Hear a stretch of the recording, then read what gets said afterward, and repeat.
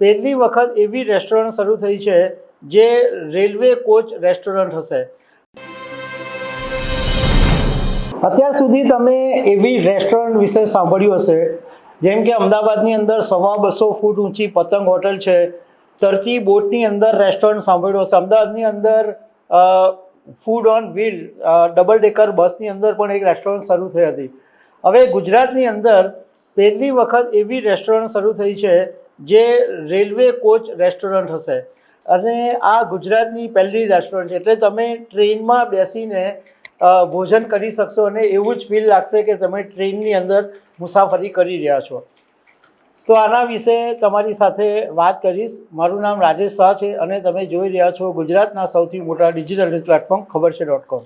ગુજરાતની અંદર જુદી જુદી થીમની અનેક પ્રકારની રેસ્ટોરન્ટો આવી ગઈ છે અને હવે ગુજરાતના અમદાવાદમાં પહેલી વખત અમદાવાદ રેલવે કોચ રેસ્ટોરન્ટ શરૂ થવા જઈ રહી છે। થોડાક સમયમાં જ શરૂ થઈ જશે। રેલવે કોચ રેસ્ટોરન્ટ છે એ પશ્ચિમ રેલવે દ્વારા ઓપરેટ કરાશે, એટલે એ કોન્ટ્રાક્ટરને ઓર્ડર આપ્યો છે, પરંતુ આ જે સંચાલન છે એ બનાવવામાં આવી છે રેસ્ટોરન્ટ પશ્ચિમ રેલવે દ્વારા। આ જે આખી રેસ્ટોરન્ટ છે એને આખો એક ટ્રેનનો ડબ્બો 2 ક્રેનથી ઉંચકીને ઉપર મુકાયો અને એની જે 12 ફૂટ પહોળાઈ છે, 70 ટન કોચનું વજન છે, 64 લોકો એક સાથે બેસી શકે એવી વ્યવસ્થા છે અને 64 લોકો બેસી શકે એના માટે રસોડાની વ્યવસ્થા કોચની બહાર કરવામાં આવી છે।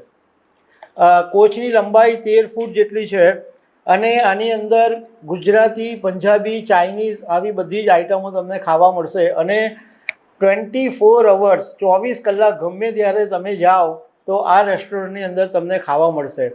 હવે મૂળ વાત તમને એ જાણવામાં રસ હશે કે આ રેસ્ટોરન્ટ આવી ક્યાં છે, બનશે ક્યાં?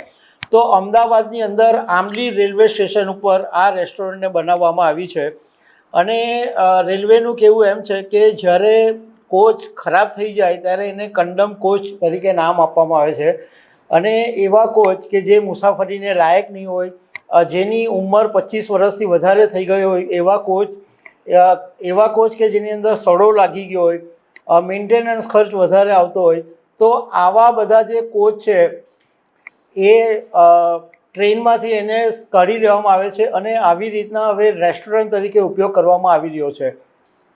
ભોપાલ અને નાગપુરથી આની શરૂઆત થઈ હતી અને અત્યારે અમુક રાજ્યની અંદર આવા કોચ રેસ્ટોરન્ટ છે। બીજી એક વ્યવસ્થા એવી રાખવામાં આવી છે કે તમે ટ્રેનમાં જાઓ અને તમે જોયું હશે કે તમારે ટ્રેન ઊભી રાખવી હોય તો પુલિંગ ચેઇન હોય છે, તો એવી પુલિંગ ચેઇન પણ આની અંદર રાખવામાં આવી છે।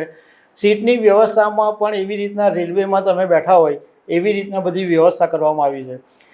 અત્યારે આ જે રેસ્ટોરન્ટ છે એ મહારાષ્ટ્રના બાંદ્રા ટર્મિનસ, અંધેરી, બોરીવલી, નાગપુરમાં છે, મધ્યપ્રદેશમાં ઇન્દોર, ભોપાલ, જબલપુર, ઇટારસી, રતલામની અંદર છે, પશ્ચિમ બંગાળમાં ન્યૂ જલપાઈગુડીમાં છે અને એરિસન સોલમાં છે, કર્ણાટકમાં બેંગ્લોરુની અંદર છે, તેલંગાણામાં સિકંદરાબાદની અંદર છે, ઉત્તર પ્રદેશમાં લખનઉ, કાનપુર, ગોરખપુર, પ્રયાગરાજ અને વારાણસીની અંદર આ બધી હોટલો આવેલી છે અને તમિલનાડુની અંદર ત્રિચી અને ચેન્નાઈમાં।